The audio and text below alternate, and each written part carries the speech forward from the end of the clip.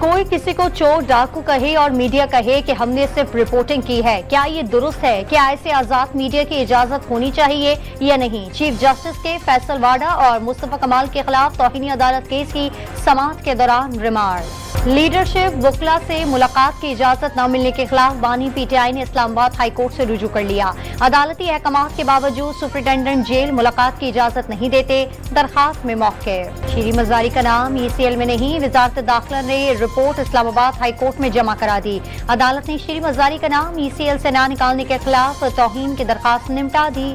Senator Mohsin Naqvi کو نااہل قرار دینے کے لیے لاہور ہائی کورٹ میں درخواست۔ Mohsin Naqvi chairman P C B کا عہدہ رکھتے ہوئے سینیٹر بننے کے اہل نہیں، درخواست گزار کا موقف۔ پنجاب کے ماڈل بازاروں سے مفت ہوم ڈلیوری شروع کرنے کا فیصلہ، ماڈل بازاروں کو گرین پنجاب سولر ماڈل میں منتقل کیا جائے گا۔